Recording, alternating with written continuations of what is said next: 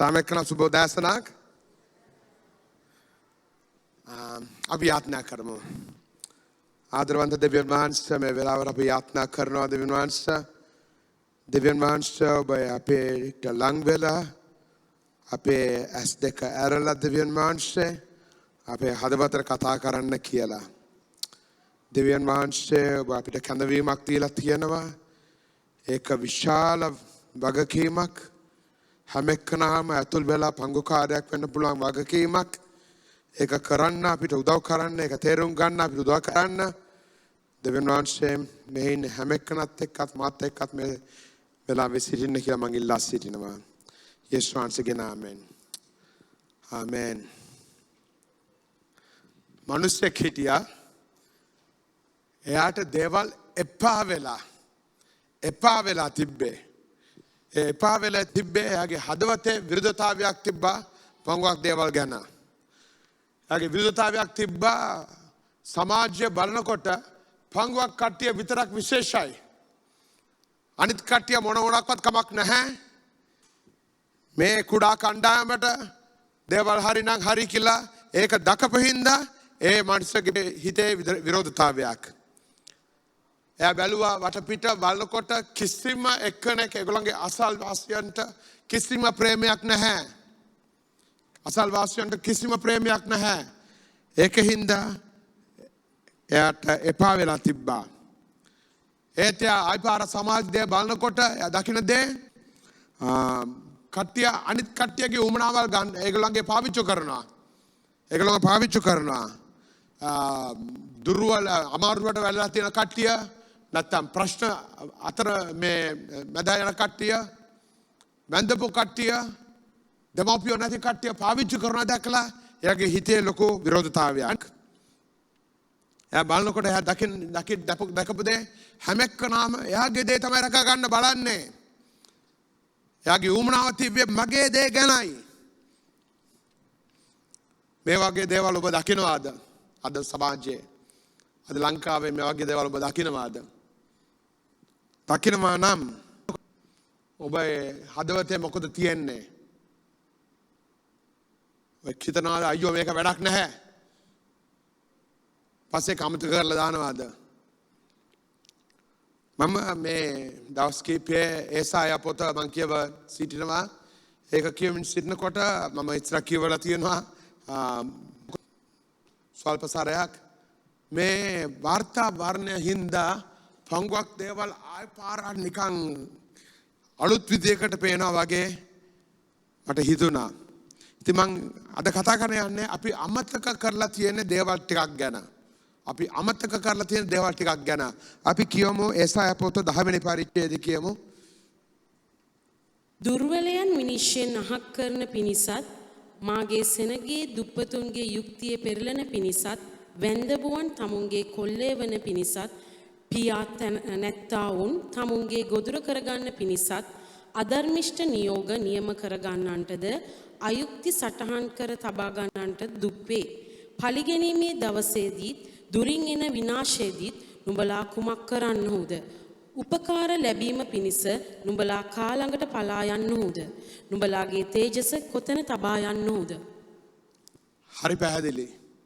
හරි පැහැදිලි. මං කියපු දේවල් හින්දා දවසක් එන්න යයි කියලා අපි කොහෙද දුවන්නේ? කොහෙන්ද අපි වෙනස් වීම බලාපොරොත්තු වෙන්නේ කියලා අපි බලන්න යනවා කියලා.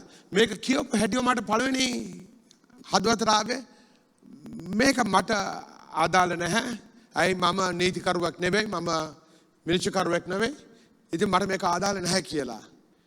ඉතින් ඒත් මම ඒක ගැන හිතනකොට තව ටිකක් සුද්ධාත්ම වහන්සේ පංගුවක් දේවල් පෙන්නවා.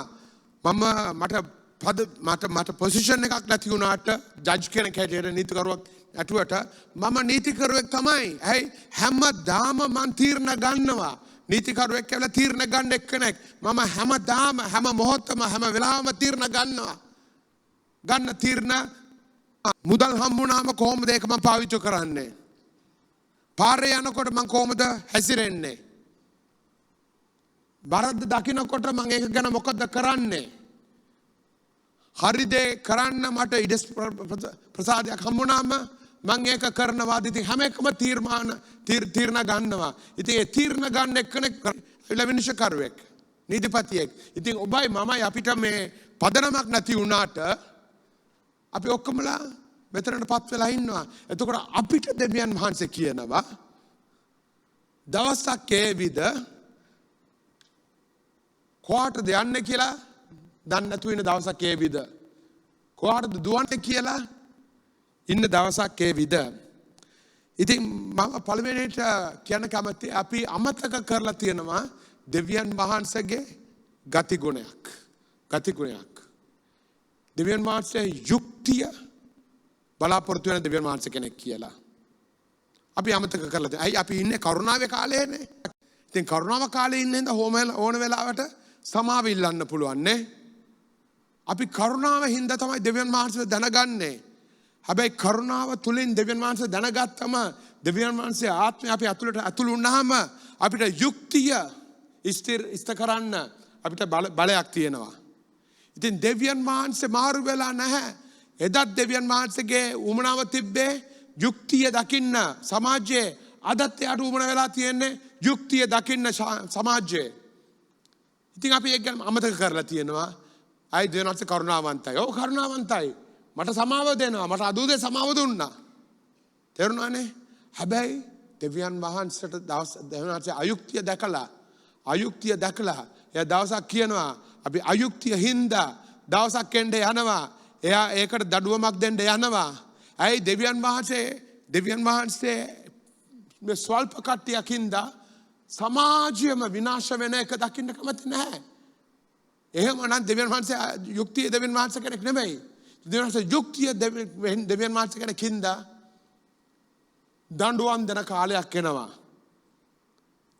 එක දවසක් නෙවෙයි. එයා ටිකක් බලලා සිටිනවා. හැබැයි ඒ බලලා සිටලා දවසක් ඒවි.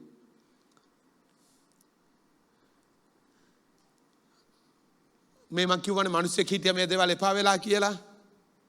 ඒ මිනිස්සයා ඇවිල්ලා ආමොස් ඇවිල්ලා රජුන් පවුලකින් ආවේ නැහැ. ආමොස් පූජක පක්ෂයකට ආවේ නැහැ. එයාගේ පවුලේ පූජක පක්ෂයක් ලේවි එක්කෙනෙක් නෙවෙයි ආමොස්. ආමොස් එන්දෙරෙක්. සාමාන්‍යයෙන් එන්දෙරෙක්. ටෙකෝවා කියන ප්‍රදේශයේ හිටපු එන්දෙරෙක්. හැබැයි ඒ එන්දේරා හින්දා එයා සමාජයට ටිකක් ලං වෙලා ගනුදෙනු කරපු හින්දා සමාජයට ලං වෙලා කට්ටියත් එක්ක කතා කරපු හින්දා සමාජයේ බර එයාට තේරුණා.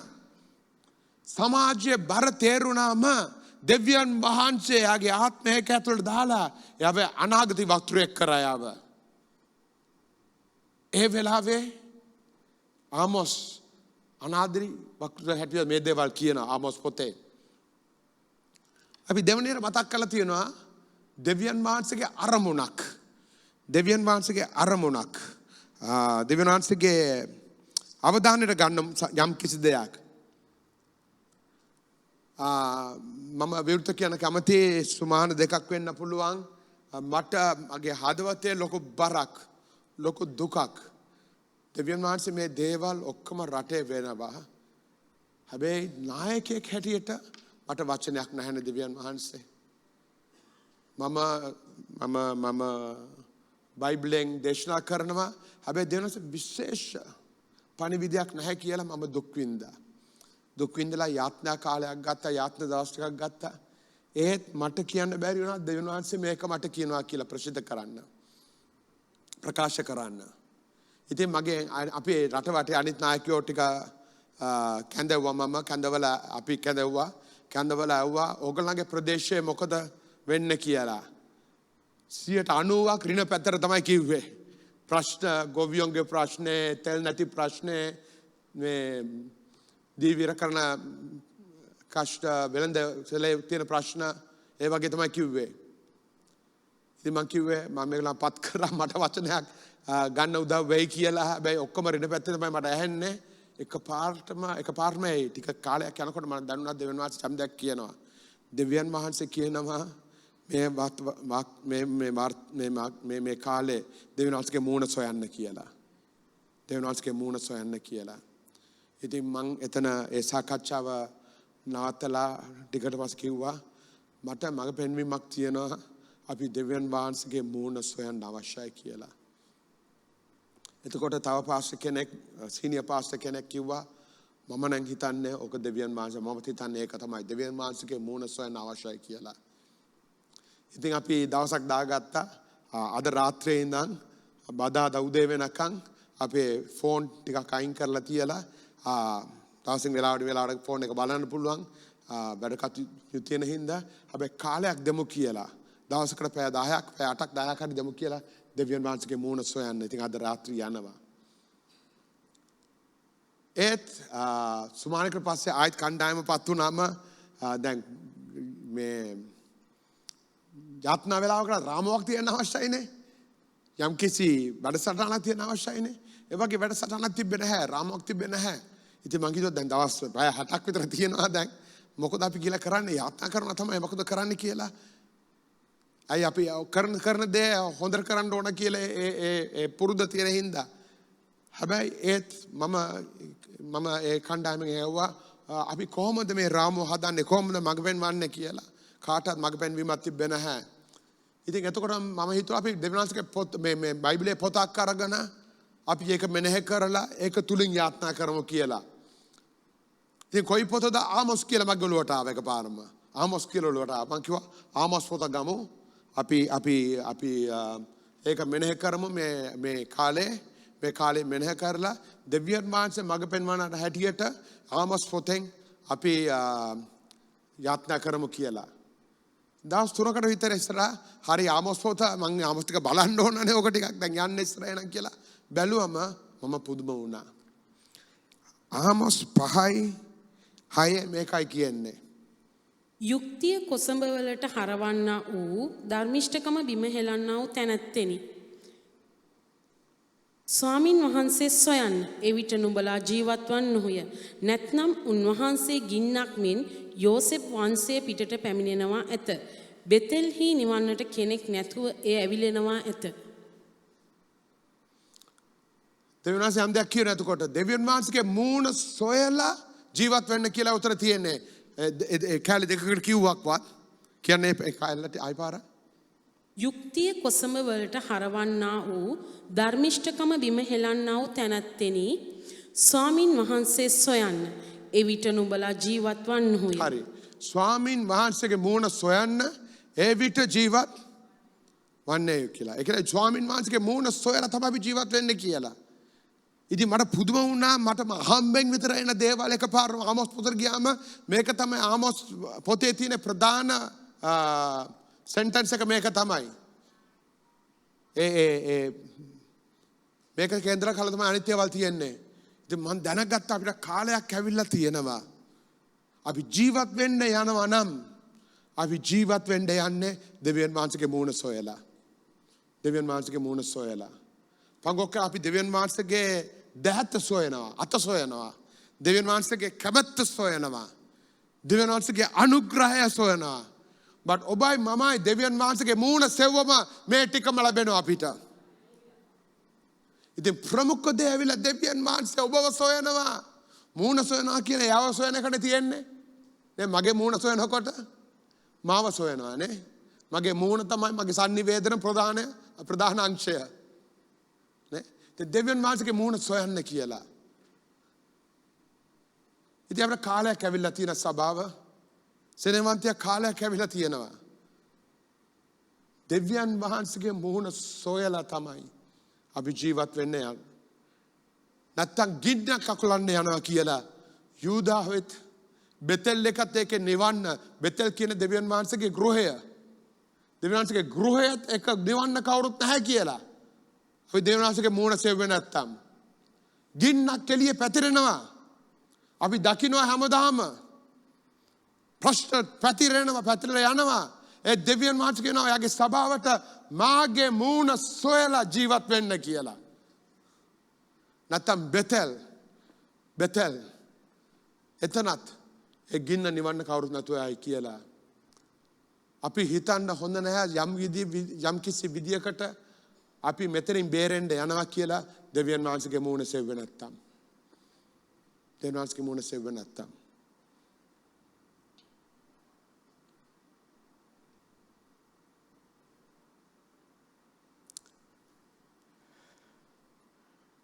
අපිට දෙවියන් වහන්සේ යම් දෙයක් කියනවා. දෙවියන් වහන්සේගේ අමතක වෙලා ගති ගුණේ යුක්තිය අපි කේන්ද්‍ර කරගන්න එක අවශ්‍යයි කියලා. අනිත් එක තව කියනවා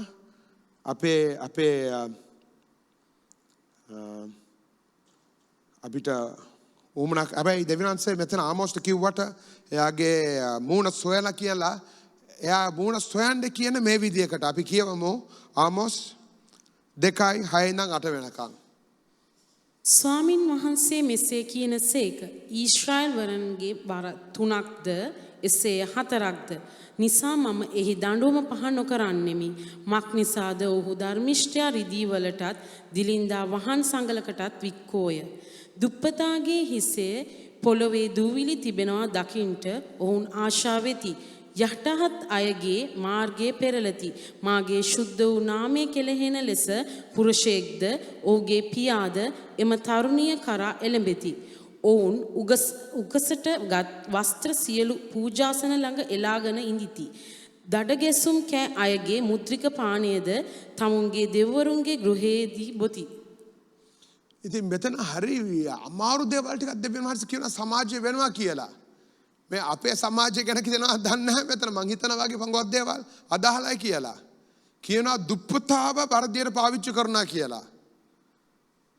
තාත්තත් පුතත් එකම ගෑණියෙක්ව පාවිච්චි කරනවා කියලා උතන. හරි වරද දන්නේ නැති සමාජයක් කියලා. ඉතින් දෙවියන් වහන්සේ කියන්නේ මෙතන අපි ඇවිල්ලා දෙවියන් වහන්සේගේ සභාවක් හැටියට අපි වෙනස් වෙලා ඉන්න ඕන. අපේ දේවල් ගැන අපි ටිකක් හිතලා තියෙන්න ඕන. මේ සමාජය ගැන කියන්නේ ඒත් කියන්නේ මේ දේවල් හින්දා ආමෝස් මෙහෙමයි පටන් ගන්නෙ. එකේ කියනවා earthquake එකක්. මොකද කියන්නේ?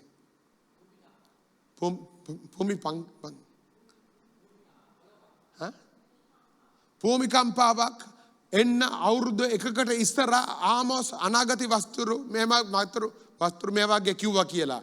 ඒ කියන්නේ ආමෝස් මෙතන යම් දේවල් කියලා එයාගේ කට්ටියට කියනවා යම් දෙයක් වෙන්න යනවා ලෑස්ති වෙන්න කියලා. හැබැයි මේගොල්ලන් ගණන් ගත්තේ නැහැ වෙන්න පුළුවන් අවුරුදුකින් පස්සේ භූමිකම්පාවක් යනවා එතනට. ඉතින් දෙවියන් වහන්සේ මේ වචනේ ලියනකොට කියන්නේ භූමිකම්පාවක් එන්න අවුරුදුකට ඉස්සර ආමෝස් මේ වගේ කිව්වා කියලා. ඉතින් අපි ඉන්න ස්ථානේ මෙතන අපිට දන්නවා මේ වගේ අපිට ඉස්සරහට යන්න බෑ. මේ වගේ අපිට ඉස්සර යන්න බෑ. ඉතින් දෙවියන් වහන්සේට මතක් කරනවා ආයි පරක්. මේ නිකන් සලකන්න එපා මෙව්වා. ටිකක් ඇස්ත කරලා බලන්න. මොකද වෙන්නේ කියලා. හැබැයි අපේ ජීවිත ගැන පංගුවක් දේවල් කියනවා. අපේ ජීවිත හරි ගස්සන්න ඕන වෙලාව මේකයි කියලා. දෙවියන් වහන්සේ මෙතන අනයක් අපි අමතක වෙලා තියෙනවා. අපිට යුක්තිය ඇවිල්ලා අපි මෙතන අපි යුක්තිය අපේ ජීවිත තුළ දකින්න තියනවා කියලා. ලංකාවේ ප්‍රශ්න කීපයක් තියෙනවානේ. මේ භාෂක මේ යුද්ධයක් ඒ කාලේ අපි යාත්නා කරා නේද?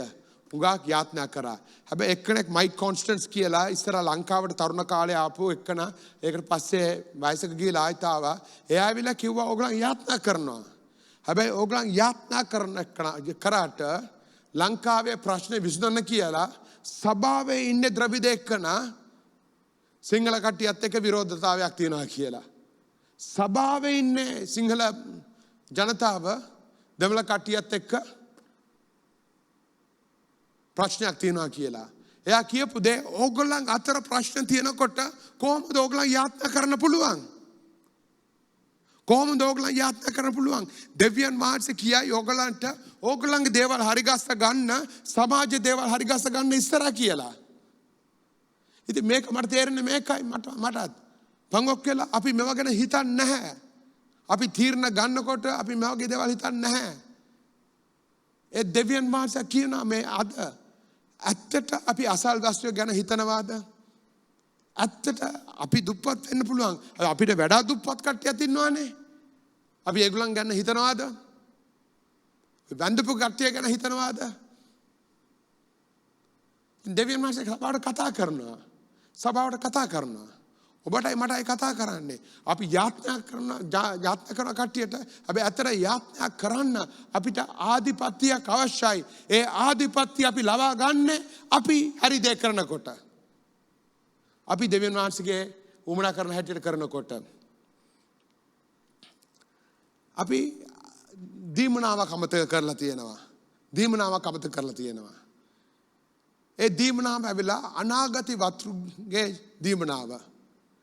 කොරින්තිය පොතේ කියන මම බලාපොරොත්තුෙන් ඉන්නවා කියලා පවුල් හැම දෙයකට වඩා හැම දීමනාවටක් වඩා අනාගත වතුරු අනාගත වචනේ කියන දේ අමතක කරන්න එපා කියලා. අයි දෙවියන් වහන්සේගේ ආත්මය තියෙන අපේ ඇතුලේ දෙවියන් වහන්සේගේ සුද්ධාත්ම වහන්සේ ඉන්න අපේ ඇතුලේ. එයා දීමනාවල් දෙනවා. හැබැයි එහෙම අමතක කරන්න එපා කියලා. දුබ හතර හැබැයි මම අනාගත වතුරක් නෙවෙයි කියලා. අතන මම හිතන්නේ එහෙමයි මම අනාගත වතුරක් නෙවෙයි මම පාස්ටර් කෙනෙක්. මම ටීචර් කෙනෙක්. මම ඉවැන්ජලිස්ට් කෙනෙක් කියලා. හැබැයි ඔබ දන්නවද අපි හැම එක්කනටම අනාගත වාක්‍යයක් කියන්න පුළුවන් කියලා? පරණ ගිවිස්මේ බලන්න අපේ අනාගත වතුර මොකද කරන්න කියලා. ඒගොල්ලන්ගේ වචන වලින් කියන මේ වගේ දේවල් වෙනවා කියලා දෙවියන් වහන්සේගේ පණිවිඩය ගේනවා.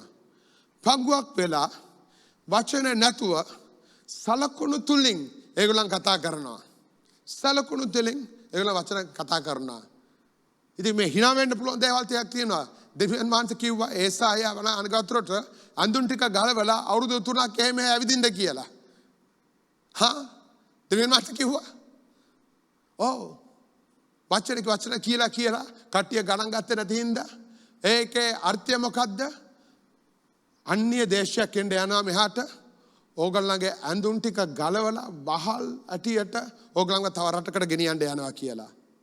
ඉතින් ඒක කට්ටියට දැනෙන විදියට ඒක වදින විදියට දෙවියන් කිව්වා ඒසායා රජතුමාට ඒසායා වනගිරි වතුරට ඔයාගේ ඇඳුම් ටික ගලවලා තව පාරක් කිව්වා එක පැත්තට හැරිලා ඉන්න කියලා.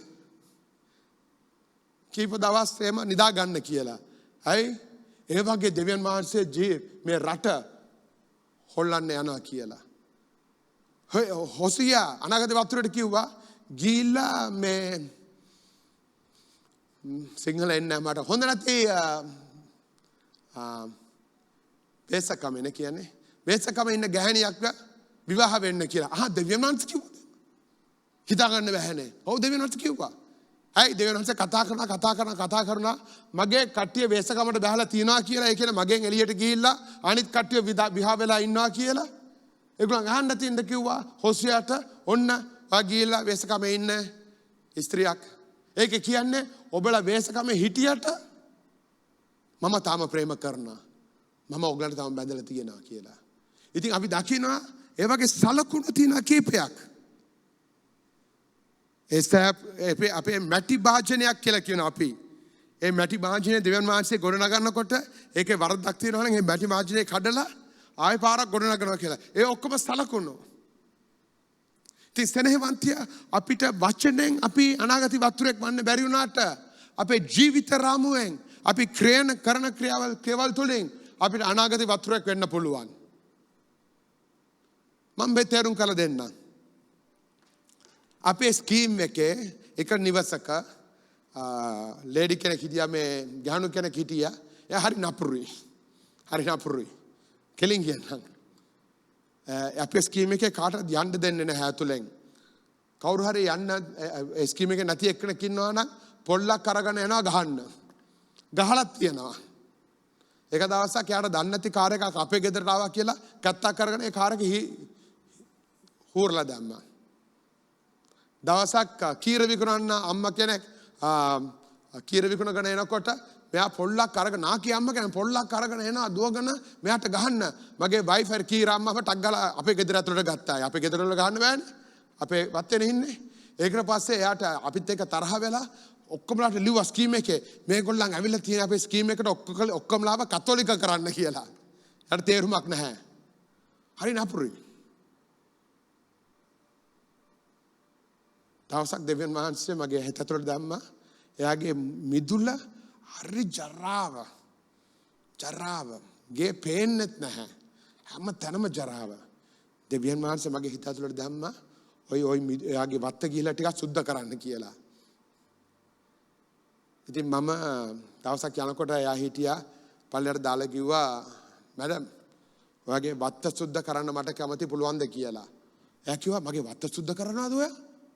ඔව් මං එන්නම් කියලා. හරි කියලා කිව්වා.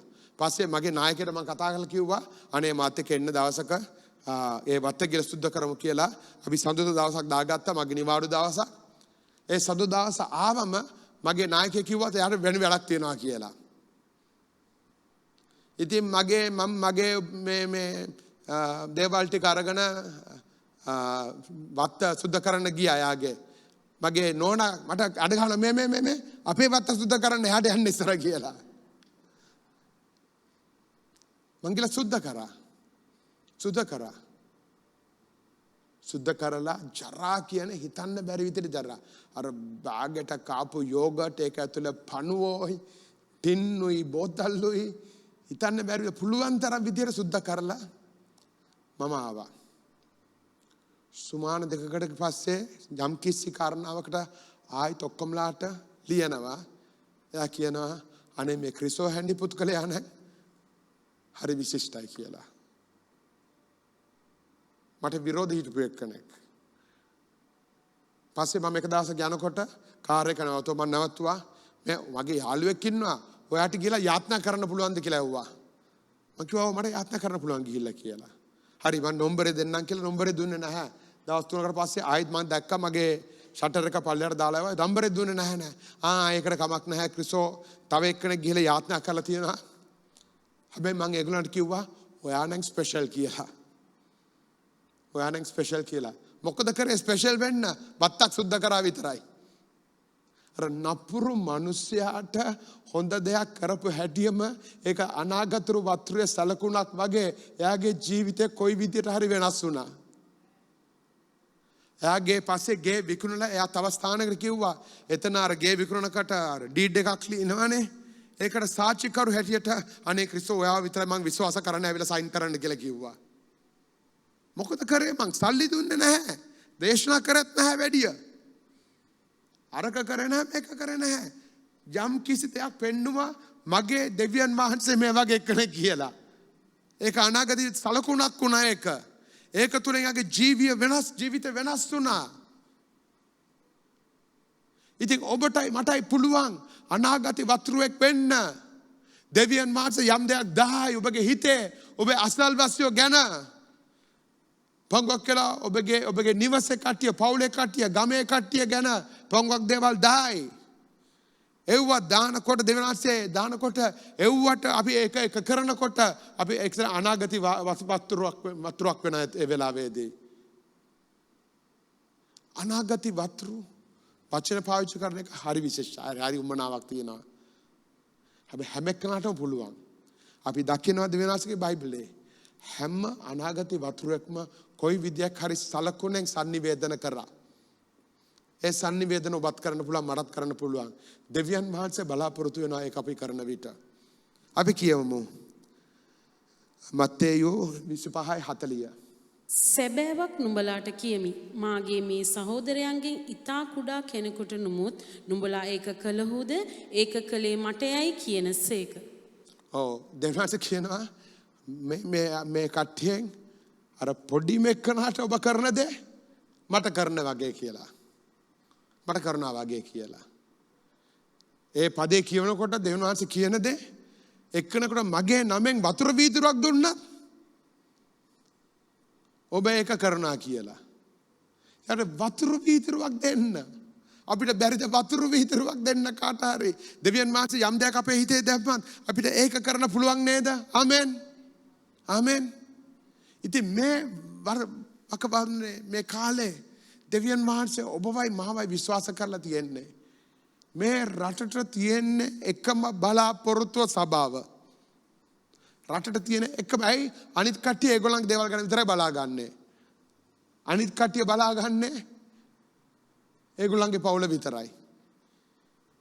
කාව හරි පාවිච්චි කරන්න පුළුවන් නම් ඒගොල්ලන්ගේ දුර්වලකම, ඒගොල්ලන්ගේ දුප්පත්කම පාවිච්චි කරලා ලාභයක් ගන්න පුළුවන් නම් අපි ගනී ඒක.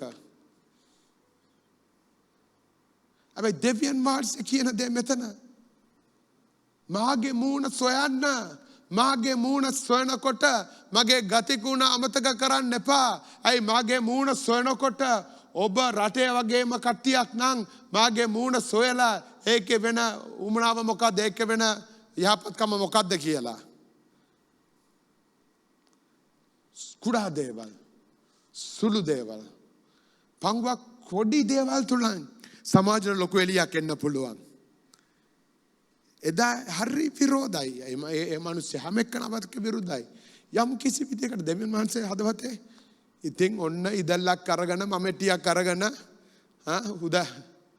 උදල්ලක් උතරගෙන කෙරසින් බෝතලයක් අරගෙන ගියා. මගේ නෝන මට hina වෙනවා. අය අපේ නිවසේ හුඟක් ප්‍රශ්න තියෙන හැට. හැබැයි දෙවියන් වහන්සේ දාපු දේ වෙනස් වීමක් වුණා. අපි ආයිත් කියමු ගලේසියර්ස් 6 වෙනි පරිච්ඡේදයේ 10 වෙනි පදේ.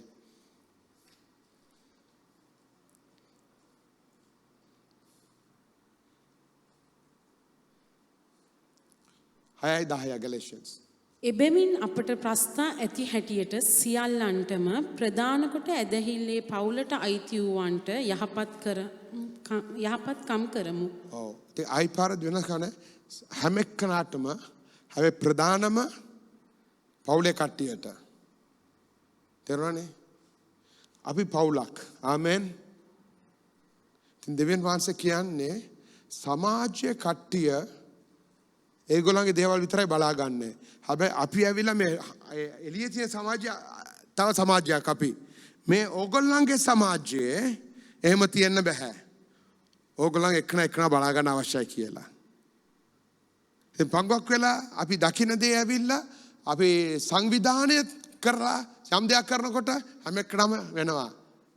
හැබැයි සංවිධානයක් වෙලා කරනකොට කට්ටිය කරනවා මේක ඕගනයිස් කරලා කරන දෙයක් තමයි කියලා. හැබැයි පුත්කලීකව කරලා ගිහිල්ලා සහෝදරයා සහෝදරිනිය ඔබේ දුක මම දකිනවා. මට හාල් වැඩියෙන් ටිකක් හම්බුණා. හම්බුනත් නැහැ හැබැයි මගේ එක මම බෙදා දෙන්නම්. දෙවියන් වහන්සේ කියන්නේ ඒ වගේ. ඒකයි ක්‍රියා පොතේ පෙන්තකොස්ත දවස ආවම අපි කියවනවා ඌමනාවක් තියෙන හැටියට කට්ටිය ඒගොල්ලන්ගේ වස්තු විකුණලා අනිත් කට්ටියගේ උමනාවල් ස්ථිර කරා කියලා. ඇත්තද බොරුද? ඉතින් අපි පෙන්තකොස්ත සභාවක් හැටියට අපි අල්ලගත්තේ ඒ අනාගතයේ මේ අන්‍ය භාෂාවෙන් කතා කරන එක විතරයි. ඒක සලකුණක්. ඒ සලකුණ කැවිලා අපේ ජීවිතේ රාමුව වෙනස් වෙනවා කියලා. අපේ ජීවිතේ පරිවර්තනයක් තියනවා කියලා. කොහොමද පරිවර්තනයක් තියන්නේ? අපි ගැන විතරක් නෙවෙයි. අපි අපේ පවුලේ අනිත් කට්ටියත් ගැනත් එක්ක හිතනවා කියලා. ඉතින් අපේ පවුලේ අපිට කෙරසින් දෙකක් තිබ්බා කාට හරි එකක් දෙන්න ඕන. අපේ පවුලේ අපිට ගෑස් ටැංකි දෙකක් තිබ්බත් කාට හරි ගෑස් ටැංකියක් දෙන්න ඕන. අපේ පවුල හැම එක්කනටම හැබැයි අපේ පවුලටම කියලා. මේ දෙවියන් වහන්සේගේ වචනය. ඒක තුලින් එන දේ මොකක්ද දන්නවද? අපි රටට ආදර්ශයක් වෙනවා. අපේ නායකයෝට අපි අනාගත වාක්‍යයක් කියනවා. ඔබලාගේ රාමුව හරි නැහැ කියලා. ඔබලාගේ ආණ්ඩු කරන විදිය හරි නැහැ කියලා. මෙහෙම තමයි කරන්න තියෙන කියලා. ඉතින් අපි හිතනවා මගේ පොඩි ක්‍රියාව තුළින් මේ වෙනස් වීමක් කරන්න පුළුවන්ද කියලා. ඉතින් අපි මේක ඇව්වා මම එක්කෙනෙක් ඇවිල්ලා අර අල්ලස් ගන්න එක හරි නැහැ කියලා කතා කරනකොට එක්කෙනෙක් කතා කරලා කිව්වා අල්ලස් ගන්නතෝ බිස්නස් කරන්න බෑ. අනික මම අල්ලස් ගත්තේ නැති කියලා රටේ මොකද වෙනස් වෙන්නේ කියලා. ඉතින් අර දේශකයා එදා හොඳට ඒක පැහැදිලි කරා. එයා කිව්වා මේ තරාදිය දෙකක් වගේ තරාදියක් වගේ දෙපැත්තක් තියෙනවා. දැනට එක පැත්තක් පල්ලෙහාටම ගිහිල්ලා තියෙන්නේ. පොළවේ වැටලා තියෙන්නේ. අල්ලස් දෙන්නතෝ බිස්නස් කරන්න බෑ කියලා. අපි හැම පාරම පොඩි දේවල් දෙවනාසිකේ කට්ටිය ටික හරි දේ කරන විට මේ තරාදිය මේ පැත්තෙන් ටික උඩට එනවා කියලා. සම්පූර්ණ උඩට එන්න අවශ්‍ය නැහැ. මේ පොළවෙන් ටිකක් කිස්වත් ඇති. පොළවෙන් ටිකක් කිස්වත් ඇති. ඇයි?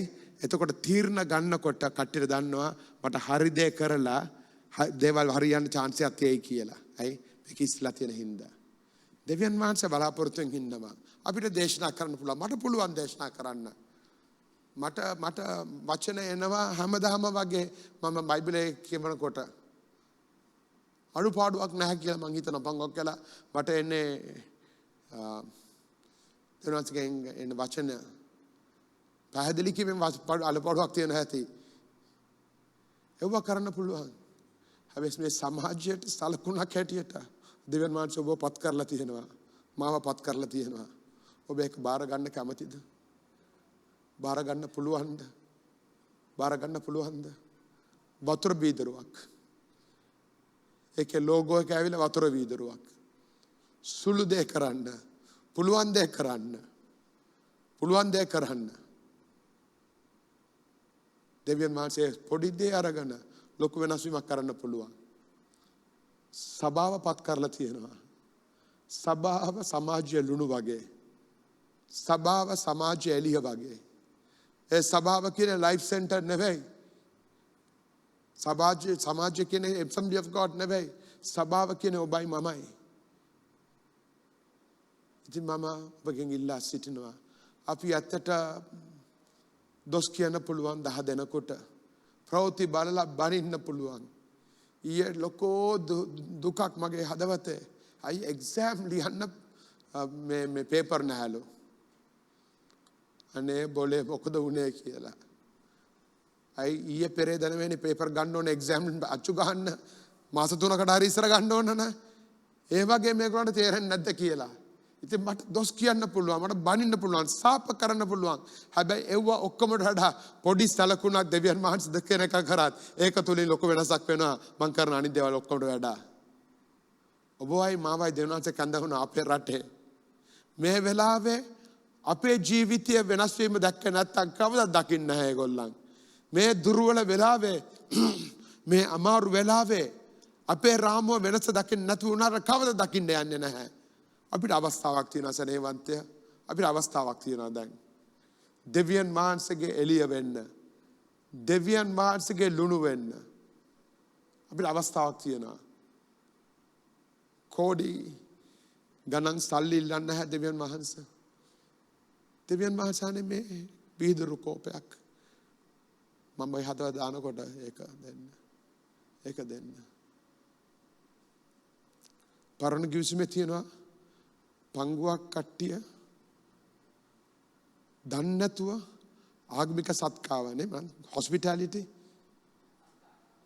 ආගමික සත්කාරය ඒක කරලා දේව දූතයෝට කැම දීලා තියනවා කියලා. ඒ වගේ chance එකක් හම්බ වෙයි පංගුවක් කියලා. අපි මිනිස්සුක දකින්නේ. එයාට යම් දෙයක් කරන හින්දා අන්තිමට වෙන්න පුළුවන් අපි දේව දූතයෙකුට සේව කරලා තියනවා කියලා. කොච්චර අනගි දේවල්ද? අපිට මේක පුළුවන් කරන්න. අපි දුප්පත් වෙලා අපිට වැඩ දුප්පත් කට්ටිය ඉන්න පුළුවන්. අපේ නිවස වැඩි ලස්සනක් වැඩි පසු හොඳ දේවල් තිබෙන්නේ නැති වුණා ආකිර අඩු කට්ටිය ඉන්නවා. යම් දේවල් කරන්න පුළුවන්. දෙවියන් වහන්සේගේ පවුල පළවෙනියට හැබැයි හැම එකනටම අපි නැගී සිටමු. අපි නැගී සිටමු.